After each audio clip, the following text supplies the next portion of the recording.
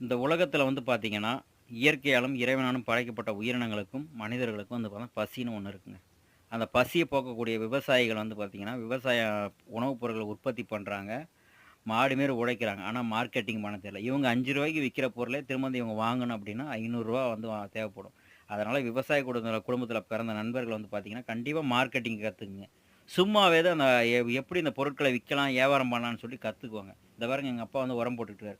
இந்த விவசாய வேலைகள ஆரம்பிக்கும்போதே எங்க அப்பாவுக்கு ஞாபகம் வர விஷயம் வந்து அவர் நண்பன்ங்க. எங்க அப்பாவோட குளோஸ் ஃப்ரெண்ட் வந்து ஜெகநாதன். அவர் வந்து கொஞ்சம் வருஷத்துக்கு முன்னாடி இறந்துட்டாரு. பார்க்கறதுக்கு புருஸ்லி மாரி உடம்ப ஃபிட்டா வச்சுட்டுருப்பாரு. தென்னை மரம்லாம் அப்படியே நடந்து ஏறுவாருங்க. நடப்பாருங்க மரத்துல. ஸோ அந்த அளவுக்கு திறமைசாலி. எங்க அப்பாவுக்கு ஏதாவது ஒண்ணுன்னா அவர் தான் மொத வந்து ஹெல்ப் பண்ணுவாரு. ஸோ எங்க அப்பா இல்ல எங்க அப்பாவுக்கு வந்து அவர் நண்பர் இல்லாம இப்போ கொஞ்சம் கஷ்டமா தான் இருக்கும். என்னன்னு வந்து பார்த்தீங்கன்னா, இந்த ஒரு முள்ளங்கி வந்து 2 முள்ளங்கிங்க. ஒரு முள்ளங்கி வந்து பார்த்தீங்கன்னா ரூ. 63 நம்பூர் காசுக்கு சிங்கப்பூர்ல.